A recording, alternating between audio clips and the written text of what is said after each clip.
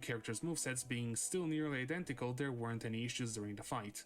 Poor Lace. Getting defeated by Hornet is one thing, but getting defeated by what she knows to be a random bug, I think it's even more humiliating. In Farfields, the first thing I did was actually get 2 more charms. From Mort I got the weighted belt, giving me steady body, and then from that one pipe near the bottom of the area I got Warding Bell, giving me Baldur's Shell. It is quite nice how rather than the charms being randomly assigned, they are actually placed and given by tools that do very similar things to said charm. Yeah, that's true. The next big step is meeting with the seamstress and getting Drifter's cloak. The spines were easy to get as well. There isn't anything specific to this area that stops me from getting them. That would also be an issue in like 30 seconds. Well, with the spines obtained, I went back to the seamstress and got the new upgrade. The fight with 4th Chorus was something else compared to what I usually do. The lack of Drifter's cloak is not felt only in the final phase, but all throughout the fight, as you are not able to float above the side-to-side swipes the boss does. You either have to time it closer to the start of the attack and jump over, or you have to jump and dash over the hand, but the dash method can actually land you in worse situations as you might fall in the lava. Another problem was when I was left with one single platform and the others were too far. Thankfully, it seems that the boss doesn't destroy every single platform in the arena, as otherwise I would be screwed. But there is one problem. The final phase requires you to use Drifter's cloak in order to go above the boss and drop down an explosive rock on its head. You don't need to do that. The cloak since originally the knight didn't have a floating ability. Am I stuck now?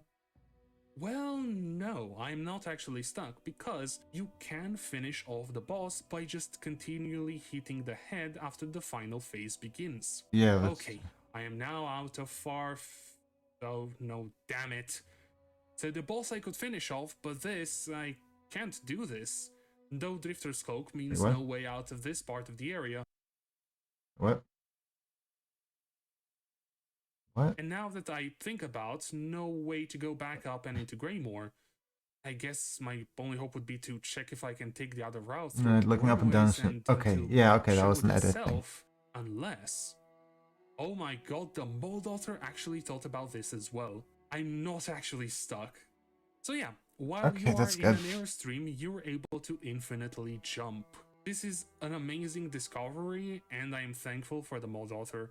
But, to be totally fair in lore, I do think that if it was the case, the seamstress would make the knight's cloak into a drifter variant too, so I would say this works well enough. Yeah. By the way, if you have enjoyed this video up to this point, why not leave a like, comment or subscribe?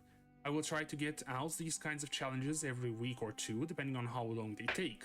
So if you want to see more, or even other kinds of content from me, why not subscribe to the channel? It helps a lot. Now that I'm in Greymore, it is time to do the crawls again. Initially, I wanted to go through the Phantom route in this challenge, but I did find out something interesting on the last Judge route that I wanted to check, so I will be going that way again. The Crow Arena was quite chill, and I was able to just go through it and unlock the balloons. Other than the bell, I also came here to collect another spell. At the top of this area, you normally find the Thread Storm, but as I am playing as the Knight, my reward was Howling Wraiths. Quite a useful spell, even though I didn't end up using it as much as I would have wanted, it was still really good whenever it came up. A visitor from afar. Though different, I can see that you are like us, but an emptiness that can't be filled. Maybe since you are kin to us, you might hear our plight. Go, take this power and save our kingdom. After activating the bell, it was time to make my way to Bellheart, but not before getting the first instance of invincibility. I'm not totally sure what triggers this, but some cutscenes or scene transitions seem to make the knight invincible. In these situations, I will just reload the game and go from the last bench. Other than bug-related shenanigans, I also got another really important thing, and that is a new crest. Why is it important? Because it gives me more charm notches. Initially, I thought that the more memory lockets I would use, the more charm notches I would unlock. Yeah. Well, after getting the Reaper quest to check what it gives me, I now know where to get notches. Ah, look, Zaza. What do we have here? A bug of mighty stature, might I say. What brings you here in this dreary place? The silent but deadly type, eh? I could tell from a glance that you are a mighty warrior. If you ever need help, I shall be there for you. Now, the mooring fight was not that bad. The worst part here was really the healing windows. Mooring has the dash and all projectile attacks that hit pretty much anything that's found on the floor at the moment, so I'm not able to heal as easily as I wish I could. Still, the timing is there, but quite tighter. Other than that, the boss went down quite quickly, as I could just use all the strategies I normally do here. Hit and dash away whenever necessary, and use Howling Rates during phase 2 whenever it was hovering to shoot projectiles to the sides. There we go. On to saving Bellheart, and finally getting clean grip so I could freely use the wall jump. To be honest, the entirety of Shellwood was a walk in the park. The area didn't pose any threat, as there wasn't anything that would require me to use some Hornet-specific abilities. The one thing I learned here is that the objects that usually pogo, like the flowers, send you way higher than when you play as Hornet. I guess it is to make up for the lack of Drifter's Cloak outside of the airstreams. Sister Splinter was just as easy as the area. Howling Wraiths made quick work of her, and Vengeful Spirit was really useful in clearing the thorny vines that came down. It really feels like the Knight's spells are a lot more powerful in comparison to Hornet. Maybe it is because it's a lot easier to gather soul for them, thus being able to use more in quick succession compared to Hornet's spells.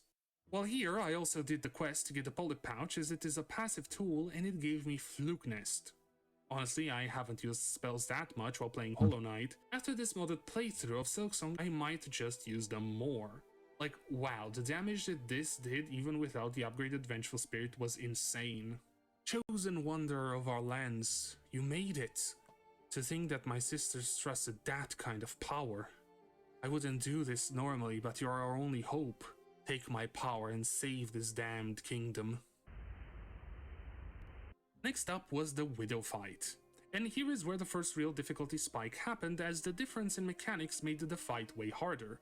Having to heal only on the ground and sitting still for way too long would mean I could easily get hit by Widow's dash attack or the bells she summons. Also, the lack of Drifter's Cloak made itself apparent when having to jump over the attack where the area-wide spikes appear.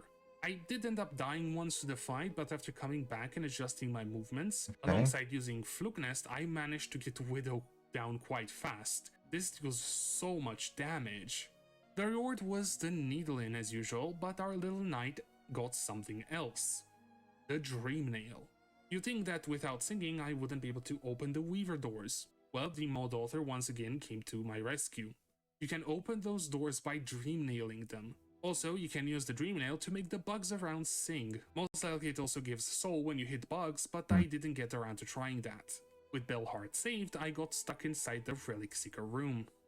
Yeah, don't donate relics while in the night form. Pliny, on the other hand, had no problem upgrading my nail. Oh boy, more nail damage means more spell damage. This will be fun. Ooh. Oh, a new customer. Are you here to sharpen your pin? Wait, that's not a pin. A nail? Haven't seen that many around.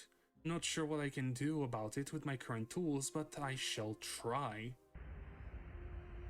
Alright, it is done. Not at peak status, but as close as I can get it with what I have. Next up, I actually did a bit of backtracking to Hunter's March. I wanted to see what the Fractured Mask gives me and to also get the Beast Crest so I can have more charm notches. The area itself was quite fast to get through. The higher jump off of the red fruit made it easier to get almost in there. and around, plus Fluke Nest made quick work of the ants About a a little over a minute left, and we'd have hit 24 hours. At the entrance. With the way the dash works for the night, I had less time to get hits in before having to move, and the lack of sprinting after the dash also meant I had a higher chance to get hit, as I had to move further away, but I was slower. Well, after dealing with those, I was able to buy the mask and got Lifeblood Heart for the night. The weird part is that it does not seem to work. I did not gain any lifeblood once I equipped it. Not sure exactly what the problem is, as having this charm would make things a lot easier with the increased health. After that, it was time for Savage Beastline. The fight itself was generally easy, unless I got hit. Another boss that does sweeping attacks on the floor of the arena, leading to me having little to no time at all to heal up. Yeah, I can really see how the addition of air healing makes the game a bit easier, as you don't have to worry about getting hit as much. Either way, Fluke Nest and my nail made quick work of the boss, even though I had died once. With Beast Crest acquired, I was now able to equip more charms. I love that. Another thing I quickly did before getting into Act 2 was visiting Ava. She upgraded the Hunter's Crest, which actually gave me another charm notch. And Hello, review it are you 24 developing hours. perchance? I'll watch for another match, but a little bit longer, but like I don't think I'll finish the video. You can see the bells have been rung, but we still need to sing. Sing with us, little one. Wait, a glowing sword? Weapons don't work here. How did you do that?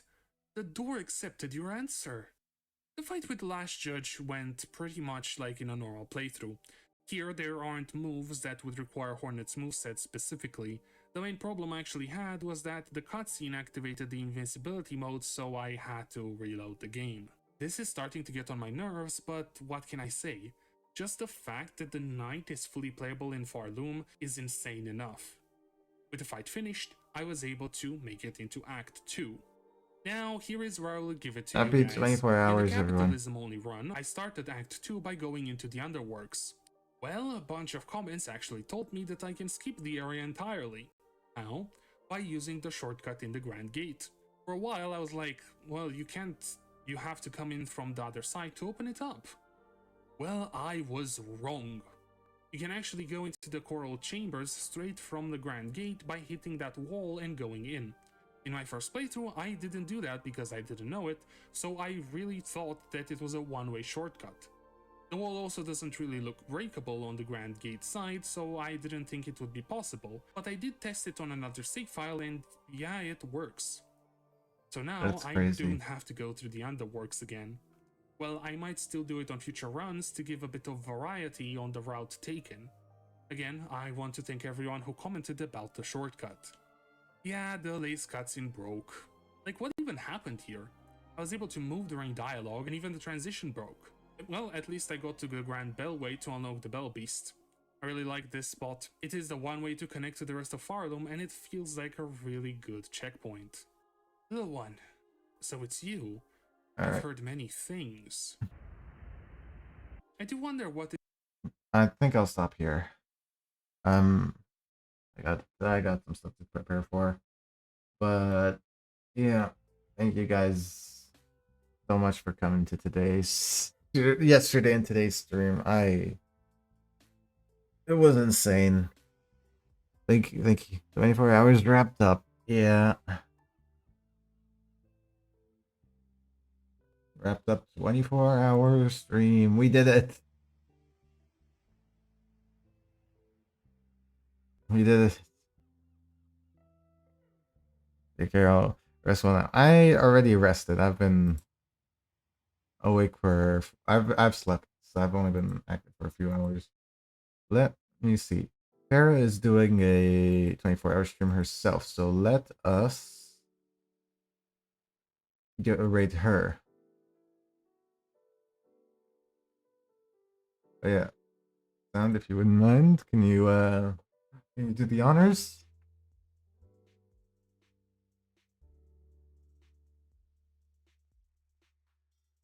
Thank you. Let me.